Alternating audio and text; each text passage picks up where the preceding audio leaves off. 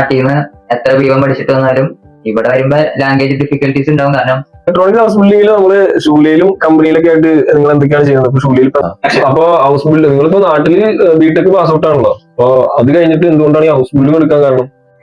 Accommodation കാര്യങ്ങളൊക്കെ നിങ്ങളൊരു റൂമിൽ ഇപ്പൊ എത്ര പേരായിട്ട് നിൽക്കണം? ഇപ്പൊ ഇൻഡസ്ട്രി മെക്കാനിക്കൽ ആണെങ്കിലും ഇലക്ട്രോണിക്കൽ ആണെങ്കിലും ഇപ്പൊ നിങ്ങൾ ഈ കോഴ്സിനെ പറ്റി ഇത് എടുക്കാനുള്ള ആൾക്കാരോട് എന്തെങ്കിലും പറയാനുണ്ടോ? അതായത് ഹായ് ഗൈസ്, അപ്പൊ ഇന്ന് നമ്മുടെ ഇവിടെ ഉള്ളത് ഇലക്ട്രോണിക്സ് ഹൗസ് ബിൽഡിംഗ് ചെയ്യുന്ന സാൻജോയും അതുപോലെ തന്നെ ഇൻഡസ്ട്രി മെക്കാനിക്കൽ ഹൗസ് ബിൽഡിംഗ് ചെയ്യുന്ന അക്ഷയാണ്. അപ്പൊ ഇവരുടെ അടുത്ത് നമുക്ക് എന്തൊക്കെ ഡീറ്റെയിൽസ് ഒക്കെ ചോദിച്ചു നോക്കാം. ഞാൻ സാൻജോ, ഞാൻ 2024 ഓഗസ്റ്റിലാണ് വന്നത്. ഞാൻ ഇവിടെ ഇലക്ട്രോണിക്സ് ഹൗസ് ബിൽഡിംഗ് ആണ് പഠിക്കുന്നത്. എന്റെ പേര് അക്ഷയ്. ഞാൻ 5 മാസമായി ജർമ്മനിയിൽ വന്നിട്ട് ഞാൻ ഇൻഡസ്ട്രിയൽ മെക്കാനിക് എന്നുള്ള ഹൗസ് ബിൽഡിംഗ് ആണ് ചെയ്യണം. അപ്പൊ ഹൗസ് ബിൽഡിംഗ് ചെയ്യാനായിട്ട് ഇവിടെ ഏത് ലെവൽ ലാംഗ്വേജ് ആണ് ഇപ്പൊ നിങ്ങൾ ഇവിടെ കൊടുത്തത്? ഞാൻ ബി ലെവൽ ലാംഗ്വേജ് B1 ആണ് ആയിട്ടാണ് ഇങ്ങോട്ട് വന്നത്. നാട്ടിൽ നിന്ന് B1 വരെ പഠിച്ചു, ഇനി ഇവിടെ വന്നിട്ട് ഒരു ലാംഗ്വേജ് എന്തെങ്കിലും പ്രൊവൈഡ് ചെയ്യുന്നുണ്ടോ? ഇല്ലില്ല, ഞാൻ ഇപ്പൊ വർക്ക് ചെയ്യുന്ന കമ്പനിയിൽ ഞങ്ങൾക്ക് ലാംഗ്വേജ് പ്രൊവൈഡ് ചെയ്യണില്ല. കഴിഞ്ഞ വർഷം വരെ അവർ പ്രൊവൈഡ് ചെയ്യുന്നതാണ് സീനിയേഴ്സിനോട് ചോദിച്ചു പറഞ്ഞത്. പക്ഷെ ഈ വർഷം തൊട്ട് ചെയ്യണില്ല. ഞാൻ ഇപ്പൊ നാട്ടിൽ നിന്ന് B1 പഠിച്ചിട്ടാണ് ഇങ്ങോട്ട് വന്നത്. B1 സർട്ടിഫിക്കറ്റോട് പാസ്സായിട്ടാണ് ഇങ്ങോട്ട് വന്നത്. അക്ഷയ എങ്ങനെയായിരുന്നു ലാംഗ്വേജ്? ഞാൻ നാട്ടിൽ നിന്ന് B1 ലെവൽ ഫുൾ മൊഡ്യൂൾ പാസ്സായിട്ടാണ് വന്നത്. പിന്നെ അതുകൂടാണ്ട് കമ്പനിയിൽ ഇവര് ലാംഗ്വേജ് ക്ലാസ് പ്രൊവൈഡ് ചെയ്യുന്നുണ്ട് നമ്മുടെ ലാംഗ്വേജ് ഇംപ്രൂവ് ചെയ്യാൻ വേണ്ടി. അത് വന്നത് തിങ്കൾ ടു വ്യാഴം 10 മണി തൊട്ട് 12 മണി വരെയാണ് അതിന്റെ ഷെഡ്യൂൾ കാര്യങ്ങൾ വന്നത്. ഇപ്പൊ ഇൻഡസ്ട്രി മെക്കാനിക്കലും അതുപോലെ തന്നെ ഇലക്ട്രോണിക്സും പഠിക്കാനായിട്ട് B1 ലാംഗ്വേജ് വെച്ചാണ് ഇവർ വന്നത്. അപ്പൊ പിന്നെ ഇവിടെ ഈ B1 വെച്ച് വന്നിട്ട് ലാംഗ്വേജ് ഇഷ്യൂസ് അങ്ങനെ എന്തെങ്കിലും ഉണ്ടായിരുന്നോ? എന്തെങ്കിലും പഠിക്കാനാണെങ്കിലും കമ്പനിയിലാണെങ്കിലും ലാംഗ്വേജ് പ്രോബ്ലം ഉണ്ടോ? ലാംഗ്വേജിനോടും അത്യാവശ്യം ഉണ്ട്. നമ്മള് അവിടെ നാട്ടിൽ പഠിച്ച് നമ്മൾ കേട്ട് വളർന്ന ഒരു ജർമ്മൻ ആയിരിക്കില്ല ഇവിടെ നമ്മൾ കേൾക്കണത്. ഇവിടുത്തെ ആൾക്കാരുടെ ഒരു സ്ലാങ് ആയാലും അവര് പറയുന്ന സ്പീഡ് ആയാലും നമ്മൾ നാട്ടിൽ പഠി കേൾക്കണതും ഇവിടുത്തെ തമ്മിൽ നല്ല വ്യത്യാസമുണ്ട്. അപ്പൊ മെയിൻ ആയിട്ട് നമ്മൾ ശ്രദ്ധിക്കേണ്ടത് ഹോറനും സ്പ്രഹനും ആണ്. അത് കേട്ട് നമുക്ക് കൃത്യമായിട്ട് മനസ്സിലാവണം അവരെന്താ പറയണെന്ന്. അത് നാട്ടിന്ന് എത്ര ബിവം പഠിച്ചിട്ട് വന്നാലും ഇവിടെ വരുമ്പോ ലാംഗ്വേജ് ഡിഫിക്കൽട്ടീസ് ഉണ്ടാവും. കാരണം ഇവരുടെ സ്പീഡായിട്ടൊക്കെ ഒന്ന് കോപ്പപ്പ് ആവാൻ കുറച്ച് സമയം എടുക്കും. പിന്നെ ഡെയിലി നമ്മൾ കേട്ട് പതുക്കെ മനസ്സിലാവും. പിന്നെ നമ്മൾ പതുക്കെ നമുക്ക് ജർമ്മൻ പറയാൻ അഡാപ്റ്റ് ആയിട്ട് വരും. പിന്നെ ജർമ്മനി പറയണ പോലെ അത്ര സിമ്പിൾ ലാംഗ്വേജ് ആണെന്ന് ഞാൻ പറയില്ല, കുറച്ച് ടഫാണ്. ഇലക്ട്രോണിക്സ് ഹൗസ് ബിൽഡിംഗിൽ നമ്മള് ഷൂലയിലും കമ്പനിയിലൊക്കെ ആയിട്ട് നിങ്ങൾ എന്തൊക്കെയാണ് ചെയ്യുന്നത്? ഇപ്പൊ ഷൂലയിൽ ഇപ്പൊ എന്തൊക്കെ പഠിക്കാനുണ്ട്, അതുപോലെ കമ്പനിയിൽ എന്തൊക്കെയാണ് മെയിൻ ആയിട്ട് വർക്ക് ഉള്ളത്? എനിക്ക് ഷൂള എന്ന് പറയുമ്പോ 2 ഷൂളയുണ്ട്. അർബൈറ്റ് ഷൂളയുണ്ട്, ബെറൂഫ് ഷൂളയുണ്ട്. ബെറൂഫ് ഷൂള എന്ന് പറയുമ്പോ നമ്മള് ശരിക്കും സ്കൂളിലും കോളേജിലൊക്കെ പഠിക്കുന്ന പോലെ തന്നെ നോട്ട്സും കാര്യങ്ങളൊക്കെ ആയിട്ട് ഇലക്ട്രോണിക് സബ്ജക്റ്റും അങ്ങനത്തെ കാര്യങ്ങളൊക്കെയാണ്. അർബൈറ്റ് ഷൂള എന്ന് പറയുമ്പോൾ ശരിക്കും നമ്മൾ ഒരു കമ്പനിയിൽ അല്ലെങ്കിൽ നമ്മൾ പുറത്ത് എങ്ങനെയാണ് വർക്ക് ചെയ്യേണ്ടത് ആ ഒരു രീതിയിൽ വയറുകൾ ഉപയോഗിക്കണോ അങ്ങനെ ഇലക്ട്രോണിക്സ് ആയതുകൊണ്ട് തന്നെ ഇലക്ട്രോണിക് ബന്ധപ്പെട്ട ഫുൾ ഇലക്ട്രോണിക്സ് ആണോ അതോ വേറെ ഫീൽഡും കൂടി പഠിക്കില്ല? എന്റെ ഫുൾ കംപ്ലീറ്റ് ഇലക്ട്രോണിക്സ് മാത്രമേ ഉള്ളൂ. അപ്പൊ കൂടുതൽ സർക്യൂട്ട്സും അങ്ങനത്തെ അത് വെച്ച് ഉണ്ടാക്കാനും അതിന്റെ മെയിൻ്റെനൻസും അങ്ങനത്തെ പരിപാടികളൊക്കെയാണ് നമ്മുടെ അർബൈറ്റ് ഷൂളയിൽ ഞങ്ങൾ പഠിക്കുന്നത്. അപ്പൊ ഇൻഡസ്ട്രി മെക്കാനിക്കൽ എന്താണ് മെക്കാനിക്കൽ ഇത് മാത്രമാണോ ഉള്ളത്? ഇലക്ട്രോണിക്സ് എല്ലാം കൂടി പഠിക്കുന്നത്? എനിക്ക് ക്ലാസ് വന്നത് മാസത്തില് ഒരാഴ്ച മൊത്തം ഷൂള് ബാക്കി മൊത്തം കമ്പനി. പിന്നെ സബ്ജക്ട് അഡീഷണൽ ആയിട്ട് വന്നത് ന്യൂമാറ്റിക്സ് എന്ന് പറയുന്ന ഒരു സബ്ജക്ട് ഉണ്ട്. പിന്നെ ബാക്കിയൊക്കെ മെക്കാനിക്കൽ റിലേറ്റഡ് സബ്ജക്ട്സ് തന്നെയാണ്. അവിടെ അർബൈറ്റ് ഷൂളയില്ല? എനിക്ക് അർബൈറ്റ് ഷൂളയില്ല, കാരണം കമ്പനിയില് ഹൗസ് ബിൽഡർ തന്നെയാണ് എനിക്ക് എന്നെ എല്ലാം പഠിപ്പിച്ചത്, മറ്റേ അർബൈറ്റ്സിന്റെ കാര്യങ്ങളും. അപ്പൊ കമ്പനിയിൽ ചെയ്യണത് എന്താ? അതായത് മെഷീൻസ് റിപ്പയർ ചെയ്യുക അങ്ങനെയുള്ള പരിപാടിയാണോ? മെഷീൻസ് റിപ്പയർ അത് ഇടയ്ക്ക് ചെയ്യും. അത് കൂടാണ്ട് ഇങ്ങനെ പ്രൊജക്ട് ഉണ്ട്. അപ്പൊ ആ കാര്യങ്ങൾ നമുക്കിങ്ങനെ പ്രൊജക്ട് പോലെ തരും ഹൗസ് ബിൽഡർ. അപ്പൊ നമ്മളത് പറഞ്ഞ സമയത്തിനുള്ളിൽ കംപ്ലീറ്റ് ചെയ്ത് കാട്ടിക്കൊടുക്കും. അപ്പൊ കമ്പനിയിൽ വർക്ക് ചെയ്യുന്ന ടൈമും കാര്യങ്ങളൊക്കെ എപ്പൊ തുടങ്ങിയിട്ട് തീരണോ? 6 മണിക്ക് സ്റ്റാർട്ട് ചെയ്യും, 2:30 ആകുമ്പോ തീരും. അപ്പൊ ഷൂളയാണെങ്കിലോ? ഷൂളയാണെങ്കിൽ 7:40 സ്റ്റാർട്ട് ചെയ്യും, 2:40 ആകുമ്പോ തീരും. നിന്റെ എങ്ങനെയായിരുന്നു ക്ലാസ്? എന്റെ ക്ലാസ് എന്ന് പറഞ്ഞാൽ എന്റെ കമ്പനിയിൽ ഞാൻ ഒരു മാസം 4 ആഴ്ച ഉണ്ടെങ്കിൽ അതിൽ ഒരാഴ്ച മാത്രമേ ഞാൻ കമ്പനിയിൽ പോകുള്ളൂ. 2 ആഴ്ച എനിക്ക് അർബൈറ്റ് ഷൂളയും പിന്നെ ഒരാഴ്ച നമ്മള് ബെറൂഫ് ഷൂളയിലാണ് പോണത്.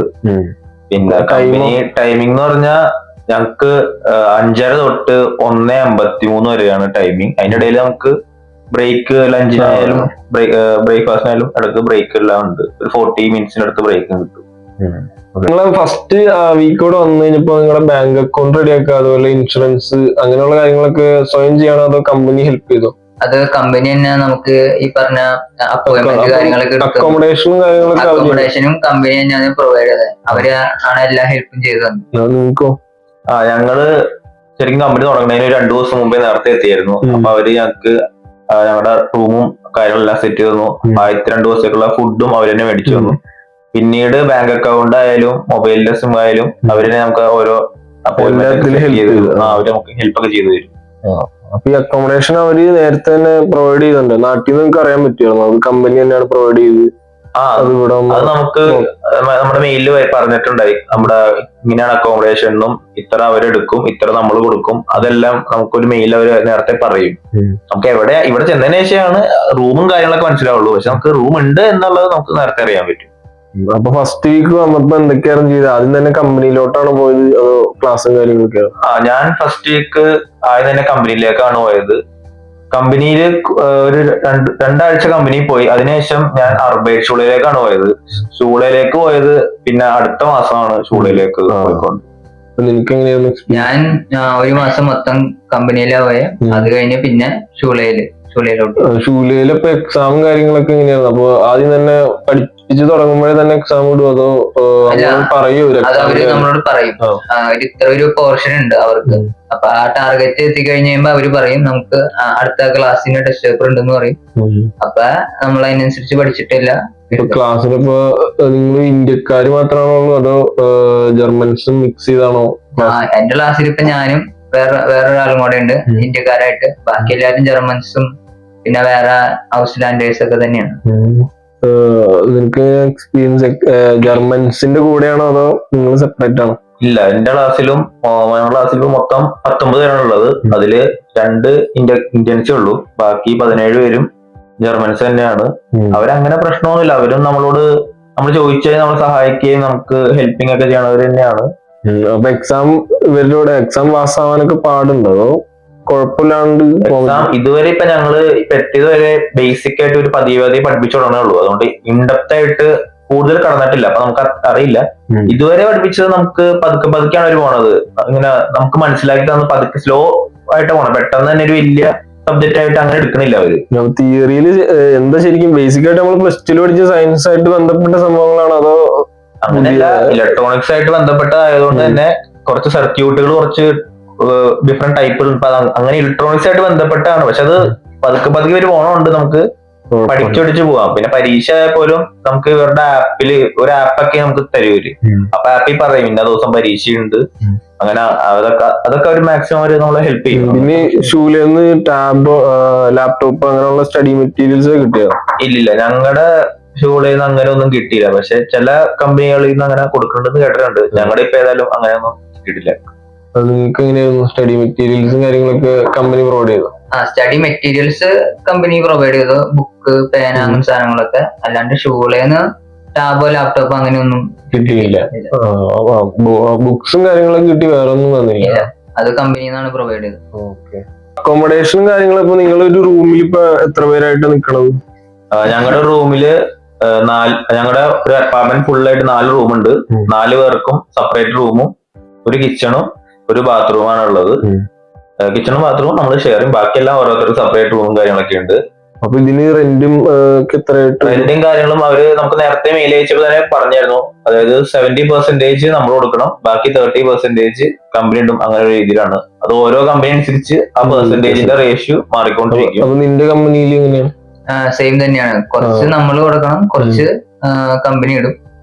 മെയിൽ പറഞ്ഞായിരുന്നു അങ്ങനെയാണ്. അക്കോമഡേഷനിൽ അപ്പൊ നിങ്ങള് ഇന്ത്യക്കാരാണോ നിൽക്കണം? എല്ലാവരും ഇന്ത്യക്കാര് തന്നെയാണ്. 4 മുറി, എല്ലാവർക്കും സെപ്പറേറ്റ് റൂം ഉണ്ട്. അക്കോമഡേഷൻ കുഴപ്പമൊന്നുമില്ല. അപ്പൊ ഒരുമിച്ച് കുക്ക് ചെയ്യും അങ്ങനെ? ഒരുമിച്ച് കുക്ക് ചെയ്യും. അപ്പൊ ഹൗസ് ബിൽഡ് നിങ്ങളിപ്പോ നാട്ടില് ബിടെക് പാസ് ഔട്ട് ആണല്ലോ. അപ്പൊ അത് കഴിഞ്ഞിട്ട് എന്തുകൊണ്ടാണ് ഈ ഹൗസ് ബിൽഡിംഗ് എടുക്കാൻ കാരണം? നാട്ടിലിപ്പോ ബിടെക് പാസ് ഔട്ട് ആണെങ്കിലും ജോലി കിട്ടാൻ ബുദ്ധിമുട്ടാണ്. അപ്പൊ അതുകൊണ്ട് പഠിച്ച ഫീൽഡ് തന്നെയുള്ള ഹൗസ് ബിൽഡിംഗ് കൂടെ എടുത്തു കഴിഞ്ഞാൽ കുറച്ചും കൂടെ നമുക്ക് എന്താ പറയാ പ്രാക്ടിക്കൽ നോളജ് കൂടുതലാണ് ഹൗസ് ബിൽഡിംഗ് എടുത്തു കഴിഞ്ഞാൽ. അപ്പൊ നമുക്ക് കുറച്ചും കൂടെ ജോബ് ഓറിയന്റഡ് ആയിട്ടുള്ള നോളജ് നമുക്ക് കൂടുതൽ കിട്ടും ഹൗസ് ബിൽഡിംഗ് എടുക്കുകയാണെങ്കിൽ. പിന്നെ ഈ പറഞ്ഞ പോലെ സ്റ്റൈപ്പൻഡും കിട്ടും. സ്റ്റൈപ്പൻഡും കിട്ടും. പിന്നെ മാസ്റ്റേഴ്സ് എടുക്കണമെങ്കിൽ കുഴപ്പമില്ല, പക്ഷെ നമുക്ക് അതിന് ബ്ലോക്ക്ഡ് എമൗണ്ട് അങ്ങനെ കുറച്ച് ഫണ്ട് വേണം. ഇതിവിടെ ചെലവ് കുറവാണ്. ചെലവ് കുറവാണ്. പിന്നെ നമുക്കൊരു ചെറിയ സ്റ്റൈപ്പൻഡ് കിട്ടും മാസം. പിന്നെ ഇത് കഴിഞ്ഞിട്ടാണെങ്കിൽ നമുക്കിപ്പോ മാസ്റ്റേഴ്സ് ചെയ്യാൻ താല്പര്യം ഉണ്ടെങ്കിൽ നമുക്ക് നമ്മുടെ ഫർദർ സ്റ്റഡീസ് ചെയ്യാൻ പറ്റും. ഇലക്ട്രോണിക്കേഴ്സിന് കമ്പനിയിൽ എന്താണ് റോൾ? അവരുടെ അതായത് ഫ്യൂച്ചറിൽ അവർ എന്തൊക്കെ കമ്പനിയിലൊക്കെ വർക്ക് ചെയ്യാൻ പറ്റും, അങ്ങനെയുള്ള ഒരു ഐഡിയ ഉണ്ടോ? ഇലക്ട്രോണിക്സ് എന്ന് പറയുമ്പോ എന്ത് നമ്മള് ഫ്യൂച്ചർ എടുത്താൽ പോലും ഇലക്ട്രോണിക്സ് ഇല്ലാണ്ട് ഒന്നും വർക്ക് ആവില്ല. അപ്പൊ എന്തുകൊണ്ടും ഇലക്ട്രോണിക്സിന് എല്ലാ മേഖലയിലും വർക്ക് ചെയ്യാൻ പറ്റും. നിലവിൽ ഇപ്പൊ എന്റെ കമ്പനി എന്ന് പറഞ്ഞ ഒരു മീറ്റ് ഒരു കമ്പനിയാണ്. അപ്പൊ അവിടെ നമ്മുടെ കമ്പനി നമ്മൾ കൂടുതൽ ചെയ്യേണ്ടത് അതുണ്ടാക്കാനുള്ള മെഷീൻസ്, അല്ലെങ്കിൽ അതിന് വേണ്ട മെഷീൻസ് കുറെ ഉണ്ട്, മെഷീനറീസ് കുറെ ഉണ്ട്. അപ്പൊ അതിന്റെ എന്തെങ്കിലും കേടാവുകയോ അല്ലെങ്കിൽ അതിനെ റിപ്പയർ ചെയ്യുക അങ്ങനെ എന്തെങ്കിലും വരുമ്പോഴാണ് ഞങ്ങളുടെ കമ്പനിയിൽ നമ്മള് കൂടുതലും ചെയ്യണം കണ്ടേക്കണേ. അപ്പൊ ഈ 3 കൊല്ലം കമ്പനിയിൽ എത്ര കൊല്ലാണ് ഇപ്പൊ നിങ്ങളുടെ? 3.5 കൊല്ലമാണ്. 3.5 കൊല്ലം കമ്പനിയിൽ ഇത് നമുക്ക് പഠിച്ച് പാസ്സായി കഴിഞ്ഞാൽ പിന്നെ അവിടെ തന്നെ ജോലി ചെയ്യാൻ പറ്റുമോ? അങ്ങനെ 3 കൊല്ലം നമ്മള് നമ്മുടെ ഹൗസ് ബിൽഡിംഗ് മൊത്തം പൂർത്തീകരിച്ചു കഴിഞ്ഞാൽ നമുക്ക് ഈ കമ്പനി തന്നെ ജോലി ചെയ്യാം. വേണമെങ്കിൽ നമുക്ക് വേറെ കമ്പനിയിലേക്ക് നോക്കാം. ഇവരെന്തായാലും നമ്മൾ എടുക്കും എന്നുള്ളൊരു ഇത് ഉണ്ട്. നമുക്ക് വേണമെങ്കിൽ നമുക്ക് മാറുകയും ചെയ്യാം. അങ്ങനെയാണ്. അപ്പൊ അങ്ങനെ 2 കൊല്ലം കൂടി അങ്ങനെ സ്ഥിരമായിട്ട് നമുക്ക് പിന്നെ അവിടെ വർക്ക് ചെയ്യാൻ പറ്റും അല്ലേ? അങ്ങനെ ഇത് കോൺട്രാക്ട് ബേസ് ആണ്. അപ്പൊ അത് കോൺട്രാക്ട് എത്രയാണെന്ന് നമുക്ക് പറയാൻ പറ്റില്ല. നമുക്ക് ഇതായാലും സമയം ആയാലും നമുക്ക് അറിയാൻ പറ്റുള്ളൂ. അതനുസരിച്ച് കോൺട്രാക്ട് മാറിക്കൊണ്ടിരിക്കും. നിനക്ക് എന്താ ഇൻഡസ്ട്രി മെക്കാനിക്കറിന്റെ റോൾ എന്താണ് കമ്പനിയിൽ? അതുപോലെ അതിന്റെ ഫ്യൂച്ചർ എങ്ങനെ, ഏതൊക്കെ കമ്പനിയിലേക്ക് ആയിരിക്കും ജോലി കിട്ടുക? അതായത് ഇൻഡസ്ട്രിയൽ മെക്കാനിക് എന്ന് വെച്ച് കഴിഞ്ഞാൽ മെക്കാനിക്കൽ റിലേറ്റഡ് ഫീൽഡിലാണ് അവർ കൂടുതൽ സ്പെഷ്യലൈസ് ചെയ്യാം. അതായത് ഇപ്പൊ ഏത് മെഷീൻസ് വർക്ക് ചെയ്താലും അതിന് ഈ പറഞ്ഞ പോലെ തേയ്മാനം കാര്യങ്ങളും സംഭവങ്ങളൊക്കെ വരും. പാർട്സ് ഒക്കെ റിപ്ലേസ് ചെയ്യേണ്ടി വരും. അപ്പൊ ആ സംഭവങ്ങളൊക്കെ അസംബിൾ ചെയ്യുക, മാറ്റി വെക്കുക, റിപ്ലേസ് ചെയ്യുക, പിന്നെ അങ്ങനത്തെ കാര്യങ്ങളൊക്കെയാണ് ചെയ്യണത്. അപ്പോ ഇതുപോലെ തന്നെ 3.5 കൊല്ലം കഴിഞ്ഞിട്ട് പിന്നെ നമുക്ക് അവിടെ വർക്ക് ചെയ്യാം. അവിടെ തന്നെ വർക്ക് ചെയ്യാൻ പറ്റും. അത് നമുക്ക് വേണമെങ്കിൽ വേറെ കമ്പനിയിലും അപ്ലൈ ചെയ്യണമെങ്കിൽ അപ്ലൈ ചെയ്യാം. അതൊന്നും കുഴപ്പമില്ല.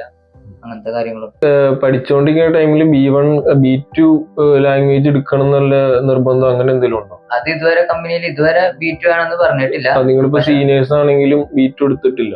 B2 എടുത്തിട്ടില്ല. പക്ഷെ നമ്മള് ലാംഗ്വേജ് എപ്പോഴും നമ്മുടെ പക്കയായിട്ടിരിക്കണം. നമുക്ക് അത്യാവശ്യം സംസാരിക്കാനും അതുപോലെ തന്നെ അവര് പറയണത് നമുക്ക് അത്യാവശ്യം മനസ്സിലാവും വേണം. വരുമ്പോ അവര് നിങ്ങളുടെ അടുത്ത് റേസിസം അങ്ങനെ കാണിക്കാറുണ്ടോ? അതുപോലെ അവരുടെ എന്തെങ്കിലും ബാഡ് എക്സ്പീരിയൻസ് വല്ലതും കിട്ടിയിട്ടുണ്ടോ? ഇല്ല, ഞാൻ ഇതുവരെ ഞങ്ങളുടെ ഭാഗത്തായാലും ഞങ്ങൾ കമ്പനിയിലായാലും സ്കൂളിലായാലും ഞങ്ങൾക്ക് അങ്ങനെ ഇതുവരെ റേസിസം ഞങ്ങൾ ഇതുവരെ നേരിട്ടിട്ടില്ല. എനിക്ക് അറിയാവുന്നവരായാലും അങ്ങനെ ആരും അങ്ങനെ നേരിട്ടിട്ടില്ല എന്നാണ് കേട്ടത്. അവരായപ്പോലും നമ്മള് ജർമ്മനി സംസാരിച്ചാൽ അവര് നമ്മളോട് റിപ്ലൈ തരിക, അവര് നമ്മളോട് കമ്പനി ആവുക എല്ലാം ചെയ്യും. അവര് അത്യാവശ്യം ഫ്രണ്ട്ലി ക്യാരക്ടേഴ്സ് ആണ്. അവർക്ക് പിന്നെ ഇംഗ്ലീഷായിട്ട് നമ്മൾ അവരോട് സംസാരിച്ചുകൊണ്ടിരുന്നാൽ മാത്രം അവർക്ക് ഇംഗ്ലീഷ് അത്ര അറിയാൻ പാടില്ലാത്തത് കൊണ്ട് അവര് നമ്മൾ കൂടില്ല എന്നുള്ളത്. നമ്മൾ അവരോട് ജർമ്മനായിട്ട് സംസാരിച്ച് തുടങ്ങിക്കഴിഞ്ഞാൽ അവര് നമ്മളോട് സംസാരിക്കുക, അവര് നമ്മളോട് അടുത്ത് വന്ന് സംസാരിക്കുകയും ചെയ്യുന്ന അങ്ങനത്തെ ആൾക്കാരാണ്. അങ്ങനെ നമ്മൾ അധികം റേസിസം അങ്ങനെ നേരിട്ടിട്ടില്ല ഇത്. അക്ഷയ്ക്ക് എന്തെങ്കിലും എക്സ്പീരിയൻസ് ഉണ്ടോ? ഞാനിതുവരെ റേസിസം ഒന്നും ഫേസ് ചെയ്തിട്ടില്ല. പിന്നെ നമുക്ക് ലാംഗ്വേജ് അറിയാമെങ്കിൽ നമുക്ക് പെട്ടെന്ന് അവരായിട്ട് കമ്പനി ആവാനും അവരായിട്ട് സംസാരിക്കാനൊക്കെ കുറച്ചുകൂടെ എളുപ്പമാണ്. ഇംഗ്ലീഷ് ഇവർക്ക് കുറച്ചറിയാം, എന്നാലും ഇവരങ്ങനെ എപ്പോഴും ഇംഗ്ലീഷ് പ്രൊമോട്ട് അങ്ങനെ ചെയ്യില്ല. കാരണം അവര് ജർമ്മനാണല്ലോ എപ്പോഴും സംസാരിക്കുന്നത്. അപ്പൊ അങ്ങനെ നമുക്ക് ജർമ്മൻ അറിയാനാണ് കുറച്ചുകൂടെ നല്ലത്. ഇനിയിപ്പോ നിങ്ങൾ സ്റ്റൈഫൻഡ് കിട്ടുമെന്ന് പറഞ്ഞല്ലോ. അപ്പൊ എത്ര സ്റ്റൈഫൻഡ് എമൗണ്ട് ഉണ്ട് നിങ്ങൾക്ക്? ഓരോ വർഷം കഴിയുമ്പോ കൂടുമോ അതോ സെയിം എമൗണ്ട് തന്നെയാണോ? അതോ ഓരോ വർഷം കഴിയുമ്പോ കൂടും. നമുക്ക് സ്റ്റാർട്ടിങ് ഒരു 650-700 ആ റേഞ്ച് ഒക്കെ കിട്ടും. അതായത് ടാക്സ് റെന്റ് ഒക്കെ പോയതിനു ശേഷം ടോട്ടൽ എത്രയുണ്ട്? ആദ്യത്തെ 1020. അപ്പൊ അത് വെച്ച് നിങ്ങളുടെ നീഡ്സും കാര്യങ്ങളൊക്കെ നടന്നു പോകും അതോ സേവിങ്സ് ചെയ്യാനൊക്കെ പറ്റും? കുറച്ച് സേവിങ്സ് ഒക്കെ ചെയ്യാൻ പറ്റും. എത്ര ലീവും കാര്യങ്ങളൊക്കെ എടുക്കാൻ പറ്റും?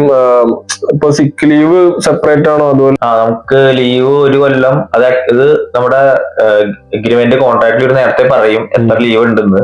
അത് ഇപ്പൊ 3.5 കൊല്ലം ആയതുകൊണ്ട് തന്നെ ഓരോ കൊല്ലം കൂടുന്തോറും നമുക്കിവിടെ ലീവും കൂടിക്കൊണ്ടിരിക്കും. നമ്മളിവിടെ ആദ്യം വന്നപ്പോ ഓഗസ്റ്റ് ആണ് ഞങ്ങൾ വന്നത്. അപ്പൊ ഓഗസ്റ്റ് തൊട്ട് ഡിസംബർ വരെ 5 മാസം ഉള്ളതുകൊണ്ട് തന്നെ ഞങ്ങൾക്ക് അന്നേരം ഒരു 11 ലീവേ ഉണ്ടായുള്ളൂ. അപ്പൊ ഒരു വർഷമാകുമ്പോ ഒരു വർഷം, അടുത്ത വർഷം തൊട്ട് ഞങ്ങൾക്ക് 26-27 ലീവ് അവർ തന്നെ ഉണ്ട്. അപ്പൊ അല്ലാണ്ട് സിക്ക് ലീവ് എന്ന് പറഞ്ഞാൽ ഇവിടെ വേറൊരു ടൈപ്പ് ഓഫ് ലീവാണ്. അത് നമ്മുടെ ഈ 26 ലീവ് കൂടാണ്ട് വേറൊരു സെപ്പറേറ്റ് നമുക്ക് ക്രാങ്ക് എന്ന് പറഞ്ഞ രീതിയിൽ നമുക്ക് എടുക്കാവുന്ന ലീവാണ്. അത് ആ ലീവ് എടുത്തു കഴിഞ്ഞാൽ നമ്മുടെ 26 ലീവിൽ നിന്ന് കൂട്ടില്ല, അത് വേറൊരു സെപ്പറേറ്റ് ഇതാണ്. ഈ ലീവ് എടുത്തു കഴിഞ്ഞാൽ അന്നത്തെ പൈസ കയറാണ്ടിരിക്കും, അതായത് എടുത്തു കഴിഞ്ഞാൽ ആ ദിവസത്തെ പൈസ നമുക്ക് കയറാണ്ടിരിക്കും. അപ്പൊ ഒരു മാസം അത് കുറയോ? ഇല്ല, സിക്ക് ലീവ് എടുത്തു കഴിഞ്ഞാൽ നമുക്ക് പൈസ കയറാണ്ടിരിക്കുക അങ്ങനെ ഇല്ല. അത് സിക്ക് ലീവ് ഇപ്പൊ നമ്മൾ വെറുതെ സിക്ക് ലീവ് എടുക്കരുത്. നമുക്ക് കമ്പനി നമുക്ക് ഓരോരുത്തർക്ക് കാണാൻ വേണ്ടി ഒരു ഡോക്ടറൊക്കെ ഉണ്ടാവും. നമ്മൾ ആ ഡോക്ടറെ നമ്മൾ അപ്പോയിന്റ്മെന്റ് എടുത്ത് ഡോക്ടറെ കണ്ട് ഡോക്ടർ നമുക്ക് പറയും ഇത്ര ദിവസം നിനക്ക് ലീവ് എടുക്കാം, അങ്ങനെയാണ് ലീവ് എടുക്കുന്നത്. അല്ലാണ്ട് നമുക്ക് വയ്യാന്നും പറഞ്ഞ് നമ്മൾ ലീവ് എടുത്തു കഴിഞ്ഞാൽ അത് വെറുതെ ഒരു ലീവായി പോവുകയും നമ്മുടെ 26 ദിവസമുള്ള ലീവിൽ നിന്ന് കുറയുള്ളൂ. പക്ഷെ നമ്മൾ ഡോക്ടറെ കണ്ടിട്ട് ഡോക്ടർ നമുക്ക് എഴുതി തരും ഇവന് അല്ലെങ്കിൽ ഇയാൾക്ക് ഇത്രയും ലീവ് എടുക്കാൻ സാധിക്കുമെന്ന്. അങ്ങനെ ലീവ് എടുത്താൽ ഒരു കുഴപ്പമില്ല. ആ ലീവ് നമ്മുടെ മെയിൻ ആയിട്ടുള്ള കൂട്ടില്ല, അത് നോർമലായിട്ടേ കൂട്ടുള്ളൂ. അപ്പൊ നിങ്ങളിപ്പോ ഈ വെക്കേഷൻ ഇപ്പൊ നമുക്ക് നാട്ടിലോട്ടൊക്കെ പോകാൻ പറ്റുമോ, അതോ ജർമ്മനി തന്നെ നിക്കണം, അങ്ങനെ എന്തെങ്കിലും ഒക്കെ ഉണ്ടോ? അങ്ങനെയൊന്നുമില്ല. അത് നമുക്ക് ഓരോരുത്തരുടെ ഒരു ഫൈനാൻഷ്യൽ സ്റ്റെബിലിറ്റിയും അവരെത്രമാത്രം സേവ് ചെയ്യുന്നുള്ളതനുസരിച്ചിരിക്കും. നമുക്കത് അങ്ങനെ റെസ്ട്രിക്ട് ചെയ്യണില്ല. നമുക്ക് നാട്ടിൽ പോകണമെങ്കിൽ നാട്ടിൽ പോകാം. ബാക്കി യൂറോപ്യൻ കൺട്രീസ് യാത്ര ആണെങ്കിൽ യൂറോപ്യൻ കൺട്രീസിലാണ് യാത്ര ചെയ്യാം. മെയിൻ ആയിട്ട് നമ്മൾ ശ്രദ്ധിക്കേണ്ടത് നമുക്കിപ്പോ ഷൂളയും മറ്റേ അർബൈറ്റ് ഷൂളയും കാര്യങ്ങളൊക്കെ ഉള്ളതുകൊണ്ട് അതില്ലാത്ത സമയത്താണ് നമ്മൾ നാട്ടിൽ പോകാൻ. അതുള്ള സമയത്ത് നമ്മൾ നാട്ടിൽ പോകാൻ നോക്കി കഴിഞ്ഞാൽ നമുക്ക് ലീവ് കമ്പനി തരാൻ ഇത്തിരി സാധ്യത കുറവാണ്. അപ്പൊ അത് നമ്മൾ മെയിൻ ആയിട്ട് കമ്പനിയോട് സംസാരിച്ചിട്ടാണ് നമ്മൾ ലീവ് എടുത്ത് നാട്ടിലേക്കൊക്കെ ചിന്തിക്കാനായിട്ട്.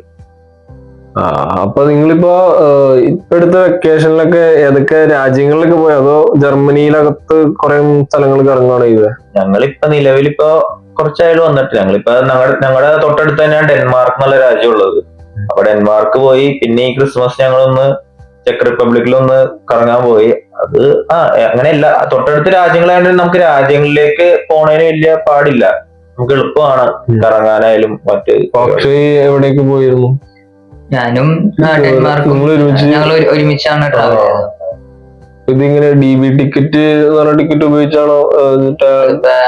ജർമ്മനിയുടെ ഉള്ളിൽ കൂടെ നമുക്ക് ട്രാവൽ ചെയ്യെങ്കിൽ നമുക്ക് DB ടിക്കറ്റ് മതി, നമുക്ക് എവിടെ വേണമെങ്കിലും പോവാം. പിന്നെ ജർമ്മനിയുടെ പുറത്തോട്ട് നമ്മൾ ട്രാവൽ ചെയ്യുമ്പോൾ നമ്മൾ സെപ്പറേറ്റ് ടിക്കറ്റ് എടുക്കണം.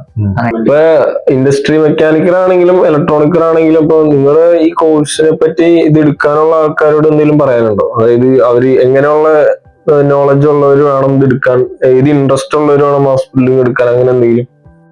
ഇപ്പൊ ഇലക്ട്രിക്കലായിട്ട് ഇലക്ട്രോണിക്സ് എടുത്ത് പഠിക്കാൻ താല്പര്യമുള്ളവർക്ക് എന്തായാലും ഇലക്ട്രോണിക്സിനെ പറ്റി ബേസ് ആയിട്ട് ഇവിടെ തന്നെ ആയിരിക്കും നല്ലതെന്നാണ് എന്റെ ഒരു അഭിപ്രായം.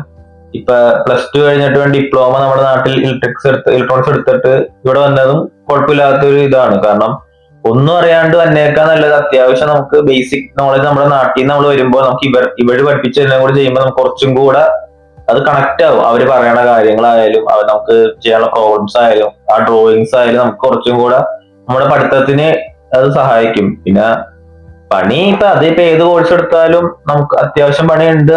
അത് കോഴ്സിന്റെ ഇതനുസരിച്ച് മാറിക്കൊണ്ടിരിക്കുന്നേ ഉള്ളൂ. അത്യാവശ്യം വർക്ക് ഉണ്ട് എന്തായാലും ഏത് കോഴ്സ് എടുത്താലും. ഇലക്ട്രോണിക്സ് ആയാലും അത്യാവശ്യം വർക്കിംഗ് പരിപാടികളെല്ലാം പണിയുണ്ട്. പണിയെടുക്കാനുള്ള ഒരു മൈൻഡ് ഉണ്ടെങ്കിൽ അപ്പൊ കോഴ്സ് കുഴപ്പമില്ല. പണിയെടുക്കാനുള്ള മൈൻഡ് ഉണ്ടെങ്കിൽ കോഴ്സ് കുഴപ്പമില്ല. പിന്നെ അത്യാവശ്യം പണി മാത്രല്ല, അത്യാവശ്യം പഠിക്കാനും ഉണ്ട്. ഇത് നമ്മുടെ നാട്ടിൽ പഠിച്ച പോലത്തെ സാധനങ്ങളല്ല. ഇപ്പൊ അത്യാവശ്യം നമ്മൾ നാട്ടിൽ പഠിച്ച് കേട്ട വാക്കുകളായിരിക്കണം എന്നില്ല ഇവിടെ നമ്മൾ ഉപയോഗിക്കുന്നത്, പഠിച്ച സിമ്പലുകളായിരിക്കണം എന്നില്ല നമ്മൾ ഉപയോഗിക്കുന്നത്. ഇപ്പൊ ഒരു ഉദാഹരണം പറയുകയാണെങ്കിൽ ഇപ്പൊ നമ്മുടെ നാട്ടിൽ നമ്മൾ റെസിസ്റ്റൻസ് എന്ന് പറഞ്ഞ് നമ്മള് പഠിക്കണ റെസിസ്റ്റൻസിന്റെ സിമ്പിൾ അല്ല ജർമ്മനിയിലെ ജർമ്മൻ ടേംസും വ്യത്യാസമുണ്ട്, സിമ്പലുകളും വ്യത്യാസമുണ്ട്. അപ്പൊ അത്യാവശ്യം ഉണ്ട്, പഠിക്കാനുണ്ട്. അതും പഠിക്കുന്നത് എളുപ്പമല്ല. അത് നമ്മളെ മൊത്തത്തിലൊന്നും ചിന്തിച്ചിട്ട് വേണം വരാൻ. എന്തായാലും വെറുതെ ജർമ്മൻ അറിയാന്നുള്ള രീതിയിൽ നമ്മൾ വന്നിവിടെ വരരുത്. അത്യാവശ്യം കാര്യങ്ങൾ ഉണ്ടെന്ന് നമ്മൾ മനസ്സിലാക്കണം. ഇപ്പൊ ഏത് ട്രേഡ് എടുക്കുന്നോ അത് നമ്മൾ നോക്കിയിട്ട് അതിനെപ്പറ്റി ഒന്ന് അന്വേഷിച്ചിട്ട് വേണം. ഇൻഡസ്ട്രിയൽ മെക്കാനിക് മെയിൻ ആയിട്ട് കോൺസെൻട്രേറ്റ് ചെയ്യണത് മെക്കാനിക്കൽ പരമായ ജോബ്സ് ആണ്. അപ്പൊ ഇതിന്റെ ബേസിക് എന്ന് പറയാൻ മാത്സ്, ചെറിയ ഫിസിക്സ്, പിന്നെ അങ്ങനെയുള്ള ഇൻട്രസ്റ്റ് ഉള്ളവരെ എടുക്കാം. നല്ല കോഴ്സാണ്. അത്യാവശ്യം പണി ഫിസിക്കലായിട്ട് പണിയുണ്ട്. കാരണം ഇൻഡസ്ട്രിയൽ മെക്കാനിക് എന്ന് പറയുമ്പോ തന്നെ നമുക്ക് ഇങ്ങനെ ഓരോ സംഭവങ്ങൾ ടൈറ്റ് ചെയ്യുക, ലൂസ് ചെയ്യുക, പിന്നെ ഓരോ പാർട്സ് എടുത്ത് മാറ്റുക, ചെറിയൊരു ഫിസിക്കൽ ജോലി ഉണ്ട്. അല്ലാണ്ട് വേറെ കുഴപ്പമൊന്നുമില്ല. ഹൗസ് ബിൽഡിംഗ് എടുത്തിട്ട് ഇപ്പൊ ജർമ്മനിയിൽ വന്നിട്ടുണ്ടായ പോസിറ്റീവ്സും കാര്യങ്ങളൊക്കെ എന്താണ്? അതായത് മാസ്റ്റേഴ്സ് എടുക്കുന്നവരാണോ ഹൗസ് ബിൽഡിംഗ് എടുക്കുന്നവരാണോ? കമ്പയർ ചെയ്ത് എന്തെങ്കിലും അങ്ങനെയാണോ തെരഞ്ഞെടുത്തത് കോഴ്സ്? ഹൗസ് ബിൽഡിംഗ് എടുത്തു വന്ന ഗുണം എന്ന് പറഞ്ഞാൽ നമുക്ക് അവര് നമ്മളെ ബിഗിനിങ് തൊട്ട് പഠിപ്പിക്കും. ഓരോന്ന് നമുക്ക് പഠിച്ചു ഫസ്റ്റ് ഇയർ ജർമ്മനിൽ തന്നെയാണ് പഠിക്കുന്നതുകൊണ്ട് ജർമ്മൻ തന്നെ ആയതുകൊണ്ട് തന്നെ നമുക്ക് ഭാവിയിൽ ജർമ്മൻ പെട്ടെന്ന് കൂടുതൽ മനസ്സിലാക്കാനും കുറച്ച് അവരായിട്ട് കൂടുതൽ നമുക്ക് കോൺവെർസേഷൻ ഒക്കെ നടത്താൻ നമുക്ക് എളുപ്പമായിരിക്കും. അതുകൂടാണ്ട് നമ്മൾ ഫസ്റ്റ് ഇയർ ഇപ്പൊ ചെല്ലുന്ന പറഞ്ഞാൽ നമുക്ക് ഭയങ്കര പണിയൊന്നും അവർ തന്നില്ല. അവര് നമുക്ക് ഓരോ പതുക്കെ പതുക്കെ നമ്മൾ പണി ചെയ്യിപ്പിക്കുള്ളൂ. അപ്പൊ നമുക്ക് എല്ലാം മനസ്സിലാക്കി അപ്പൊ നമ്മളൊരു അവസാന വർഷമാകുമ്പോൾ നമുക്ക് മൊത്തത്തില് എന്താണ് നമ്മളൊരു പരിപാടി എന്നുള്ള ഐഡിയ നമുക്ക് കിട്ടും. കൂടാണ്ട് നമുക്ക് ജോലിയും ഉറപ്പാണ്. കാരണം 3.5 കൊല്ലം കഴിയുമ്പോൾ നമ്മൾ പാസ്സായി കഴിഞ്ഞാൽ നമ്മുടെ ആ കമ്പനി തന്നെ നമ്മള് ജോലിക്ക് എടുക്കും. ഇപ്പൊ മാസ്റ്റേഴ്സ് ആണ് നമ്മൾ പഠിച്ചിരുന്നെങ്കിൽ മാസ്റ്റേഴ്സ് 2 രീതിയിൽ പഠിക്കാം. ഇംഗ്ലീഷിലും പഠിക്കാം, ജർമ്മനിലും പഠിക്കാം. അപ്പൊ ജർമ്മൻ പഠിക്കുന്നതുകൊണ്ട് നല്ല അഡ്വാൻറ്റേജ് ആയിരിക്കും പിന്നീട് ജോലി കിട്ടാനും. അതെ, അല്ലാതെ ഇംഗ്ലീഷ് പഠിച്ചു കഴിഞ്ഞാൽ പിന്നീട് ജോലി കിട്ടാനൊക്കെ ഇത്തിരി പാടായിരിക്കും. അതുകൂടാണ്ട് മാസ്റ്റേഴ്സ് പഠിച്ചു കഴിഞ്ഞാൽ തന്നെ നമ്മൾ അന്വേഷിക്കണം ജോലിയുടെ. ഹൗസ് ബിൽഡിംഗ് കഴിഞ്ഞാലും പിന്നെ പഠിക്കാനുള്ള ഓപ്ഷൻ ഇല്ലേ? ഹൗസ് ബിൽഡിംഗ് കഴിഞ്ഞാലും പിന്നെ നമുക്ക് നമ്മുടെ കോർ റിലേറ്റഡ് ആയിട്ട് സ്പെഷ്യലൈസേഷൻ പഠിക്കാൻ പറ്റും. അങ്ങനെ ഫ്രണ്ടിലോട്ട് പഠിച്ചു മുമ്പോട്ടായാലും അങ്ങനെ പോകാൻ പറ്റും. നമ്മളെ ജോലി അന്വേഷിക്കണ്ട മെയിൻ ആയിട്ട് മാസ്റ്റേഴ്സ് ഹൗസ് ബിൽഡിംഗ് എന്ന് പറയുന്നത്. നെഗറ്റീവായിട്ട് എന്താ തോന്നിയത്? അതായത് ഇപ്പൊ ഹൗസ് ബിൽഡിംഗ് അല്ല ജർമ്മനിയിൽ വന്നിട്ട് തോന്നിയ കാര്യങ്ങൾ പറഞ്ഞത്. ജർമ്മനിയിൽ അങ്ങനെ നെഗറ്റീവ് എന്ന് പറയാൻ പ്രത്യേകിച്ചൊന്നും ഇല്ല. പിന്നെ നമുക്ക് ക്ലൈമറ്റ് ഒക്കെയാണ് എല്ലാവർക്കും ഒരു നെഗറ്റീവ് എന്നുള്ള പോലെ എനിക്കും ഉള്ളൂ. അതായത് പെട്ടെന്ന് നമുക്ക് നമ്മുടെ നാട്ടിൽ നിന്നുള്ള ഒരു തണുപ്പല്ല ഇവിടെ നല്ല തണുപ്പുള്ളപ്പോ അതായിട്ട് അഡ്ജസ്റ്റ് ആവാൻ കുറച്ച് ടൈം എടുക്കും. അല്ലാണ്ട് വേറെ രീതിയിൽ അങ്ങനെ അത്ര നമുക്ക് അങ്ങനെ ഒരു ബുദ്ധിമുട്ടും കാര്യങ്ങളൊന്നും നമ്മളങ്ങനെ ഫേസ് ചെയ്തിട്ടില്ല ഇത്. അപ്പോ ഇൻഡസ്ട്രി മെക്കാനിക്കറിന്റെയും ഒരു ചെറിയ ഐഡിയ നിങ്ങൾക്ക് കിട്ടിയിട്ടുണ്ടാവും. അതുപോലെ തന്നെ ഇലക്ട്രോണിക്കറിന്റെയും ഡീറ്റെയിൽസ് നിങ്ങൾക്ക് കിട്ടിയെന്ന് വിചാരിക്കുന്നു. അപ്പൊ എന്തെങ്കിലും ഡൗട്ട്സും കാര്യങ്ങളൊക്കെ ഉണ്ടെങ്കിൽ സാൻജോന്റെ ഇൻസ്റ്റാ ഐ ഡിയും അതുപോലെ അക്ഷയുടെ ഇൻസ്റ്റാ ഐ ഡി ഞാൻ ഡിസ്ക്രിപ്ഷനിൽ കൊടുത്തേക്കാം. അപ്പൊ നിങ്ങൾ എന്തെങ്കിലും ഡൗട്ട് ഒക്കെ ഉണ്ടെങ്കിൽ അവരുടെ അടുത്ത് ചോദിക്കാം. അപ്പൊ നെക്സ്റ്റ് വീഡിയോയിൽ കാണാം. ബൈ.